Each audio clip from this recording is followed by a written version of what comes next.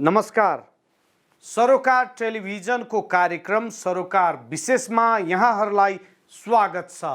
म दिलीप थापा मगर। सबै विषय विशेष हुँदैनन्। सामाजिक, राजनीतिक, आर्थिक र समग्र मानव जातिको हितको निम्ति गरिने हरेक विषय विशेष हुन्छन्। समाजको हितमा गरिने हरेक कार्यको सम्मान गर्दै समाजको हित विपरीतका कार्यको भण्डाफोर गर्ने विषयवस्तु सरोकार विशेषको प्राथमिकतामा पर्ने गरेका छन्।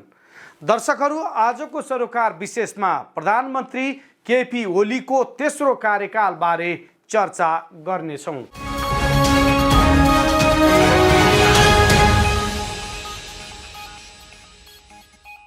तेस्रो पटक प्रधानमन्त्री बनेका केपी शर्मा ओलीले नेपालको 43औं प्रधानमन्त्रीको रूपमा शपथ लिएका छन्।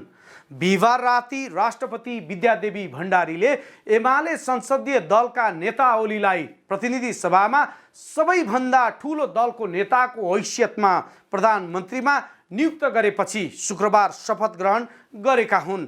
सबै विपक्षी दलहरूले ओलीलाई फेरि प्रधानमन्त्रीमा नियुक्त हुन नदिन जुटे पनि अन्तिम समयमा ओलीले जनता समाजवादी पार्टीका महन्त ठाकुर र राजेन्द्र महतो पक्षलाई तटस्थ राख्दै विपक्षी कित्तामा बहुमत पुग्न नदिएपछि पुनः प्रधानमन्त्री नियुक्त हुनुभएका हुन्।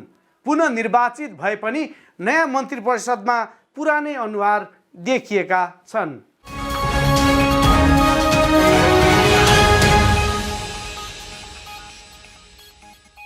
राष्ट्रपति विद्यादेवी भण्डारी समक्ष नवनियुक्त प्रधानमन्त्री केपी शर्मा ओलीले शुक्रबार राष्ट्रपति भवन शीतल निवासमा आयोजित विशेष समारोहमा पद तथा गोपनीयताको शपथ लिए। संविधानको धारा 76 को 3 बमोजिम प्रतिनिधि सभामा ठूलो दल नेकपा एमाले संसदीय दलका नेता ओली प्रधानमन्त्रीमा नियुक्त भएका हुन्। शपथ ग्रहण समारोहमा उपराष्ट्रपति, प्रधान न्यायाधीश, प्रतिनिधि सभाका सभामुख, राष्ट्रिय सभाका अध्यक्ष गणेश प्रसाद तिमिलसेना, संवैधानिक अङ्गका प्रमुख लगायत सहभागी थिए। राष्ट्रपतिबाट नेपालको संविधानको धारा 76 को उपधारा 2 बमोजिम प्रतिनिधि सभामा प्रतिनिधित्व गर्ने 2 वा 2 भन्दा बढी दलको समर्थनमा बहुमत प्राप्त गर्न सक्ने प्रतिनिधि सभा सदस्यलाई बिहिबार साँझ नयाँ प्रधानमन्त्रीका लागि दाबी पेश गर्न यही वैशाख 27 गते 3 दिनको समय सीमा तोकेर आह्वान गरेको समय अवधिमा नेपाली कांग्रेस, नेकपा माओवादी केन्द्र लगायत दल असफल भएका थिए। प्रधानमन्त्री ओलीको यो तेस्रो प्रधानमन्त्रीत्व काल हो। तेस्रो पटक प्रधानमन्त्री बनेका ओलीले नेपालको 43औं प्रधानमन्त्रीको रूपमा शपथ लिए। यसअघि बिहिबार राति राष्ट्रपति भण्डारीले एमाले संसदीय दलका नेता ओलीलाई प्रतिनिधि सभामा सबैभन्दा ठूलो दलको नेताका हैसियतमा प्रधानमन्त्रीमा नियुक्त गरेकी हुन्। सबै विपक्षी दलहरू ओलीलाई फेरि प्रधानमन्त्रीमा नियुक्त हुन नदिन जुटे पनि अन्तिम समयमा ओलीले जनता समाजवादी पार्टीका महन्त ठाकुर र राजेन्द्र महतो पक्षलाई तटस्थ राख्दै विपक्षी कित्तामा बहुमत पुग्न नदिएपछि प्रधानमन्त्री भए। आफैले पार्टीबाट निलम्बन गरेका माधव नेपाल सहितका 4 नेतालाई कारबाही फुकुवा गर्दै सर्वोच्च अदालतको आदेश बमोजिम पार्टी सञ्चालन गर्ने सहमति जनाएर थामथुम उनले पारेका छन्। राष्ट्रपतिको कार्यालय शीतल निवासमा भएको विशेष समारोहमा नवनियुक्त मन्त्रीहरूले समेत शपथ लिएका छन्। जनता समाजवादी पार्टी सरकारमा आएपछि मात्र नयाँ व्यक्तिहरूलाई मन्त्री परिषदमा सामेल गराउने भन्दै अहिलेलाई पुरानै मन्त्रीहरूलाई नियुक्त गरेका छन्। उपप्रधानमन्त्री र राज्य मन्त्रीहरूले पद तथा गोपनीयताको शपथ लिएका छन्। धारा 76 को उपधारा 5 मा प्रधानमन्त्रीले विश्वासको मत लिन नसकेपछि प्रतिनिधि सभाका कुनै पनि सदस्यहरूले विश्वासको मत प्राप्त गर्न सक्ने आधार तय गर्न सकेमा राष्ट्रपतिले त्यस सदस्यलाई प्रधानमन्त्रीमा नियुक्त गर्न सक्ने व्यवस्था छ। तर धारा 5 अनुसार बनेको प्रधानमन्त्रीले पनि विश्वासको मत लिन सक्नुपर्छ। त्यसो हुन नसके देश मध्यावधि चुनावमा जान्छ। पुरानै मन्त्रीलाई निरन्तरता दिएर नयाँ मन्त्री परिषद गठन गरिएको छ।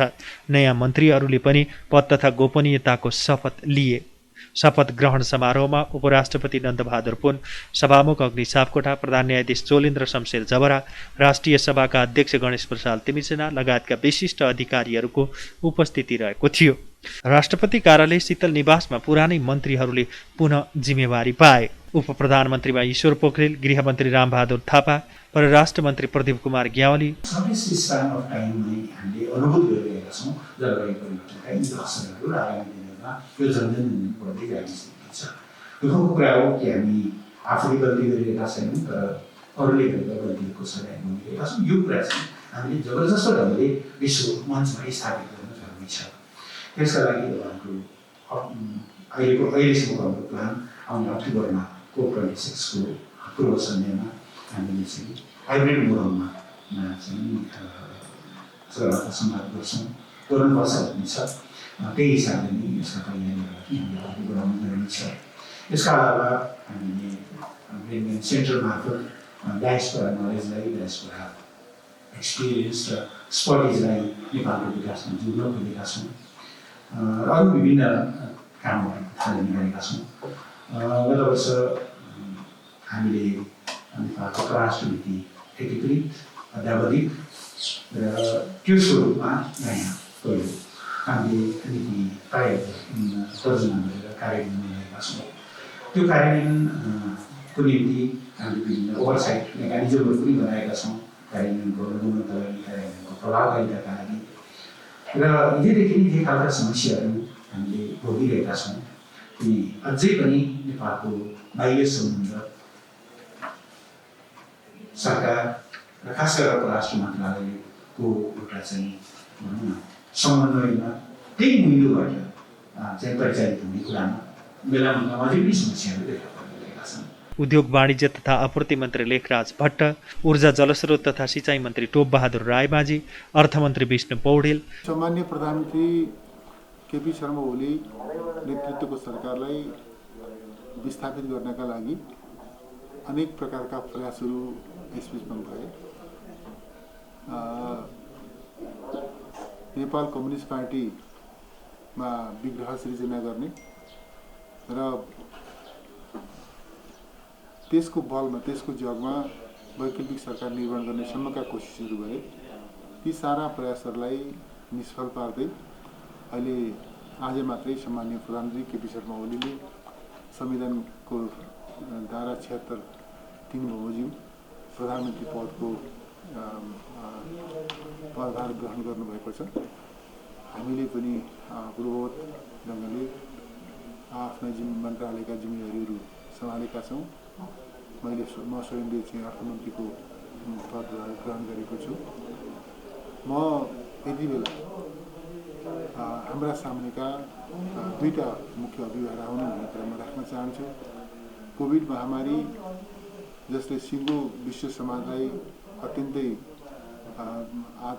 प्रताडित गरिरहेको छ, यसका विरुद्धको हाम्रा प्रयासहरूलाई हामीले सघन बनाउनु पर्ने, प्रभावकारी बनाउनु पर्ने त्यो जिम्मेवारी हाम्रो काँधमा छ। हामीले हाम्रो सम्पूर्ण शक्ति, स्रोत, साधन र सामर्थ्यलाई परिचालित गरेर कोभिड विरुद्धको हाम्रो लडाइँलाई प्रभावकारी बनाउँछौँ। हामी त्यसमा केन्द्रित हुन्छौँ। हामीले अहिले खास गरिकन यो सङ्क्रमणको रोकथाम नियन्त्रणका लागि गर्नुपर्ने प्रयासहरू र सङ्क्रमितहरूको परीक्षण र उपचारका निम्ति गर्नुपर्ने प्रयासहरूलाई हामी प्रभावकारी रूपमा अगाडि बढाउँछौँ।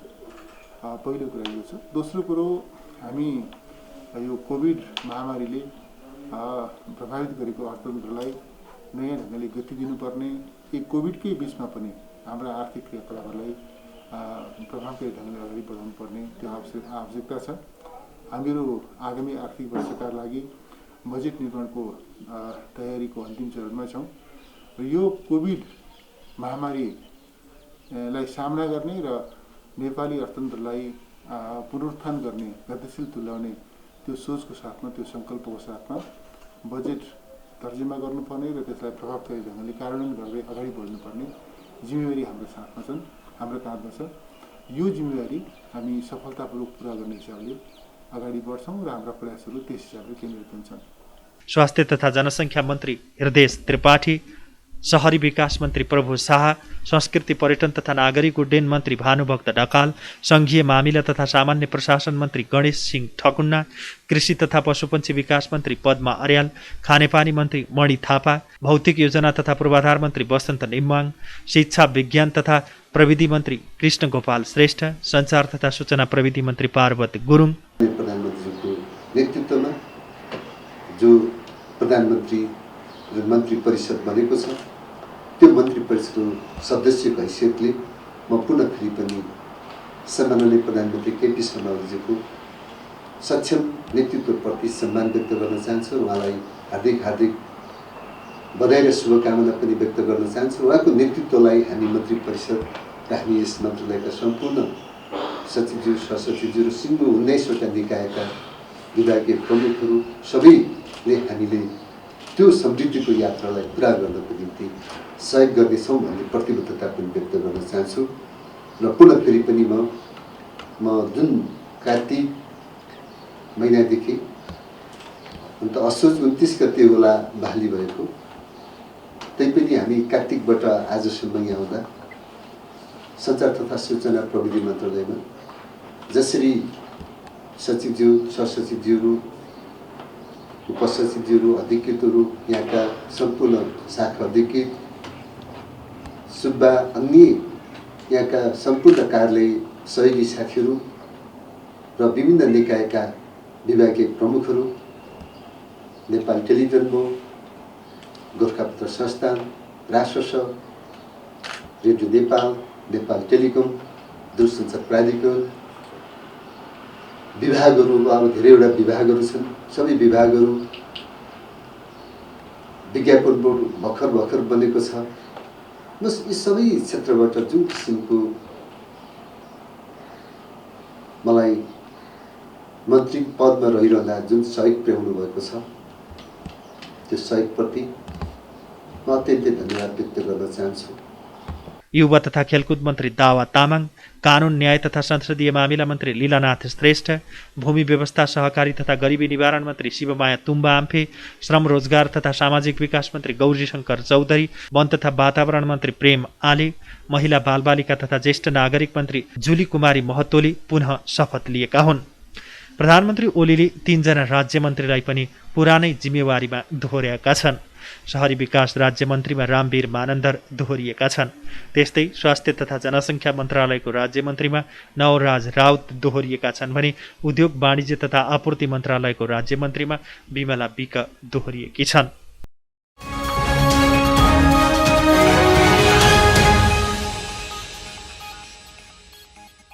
दर्शकहरू, आज हामीले सरोकार विशेषमा प्रधानमन्त्री केपी शर्मा ओलीको तेस्रो कार्यकालबारे तयार पारिएको सरोकार विशेष प्रस्तुत गर्यौं।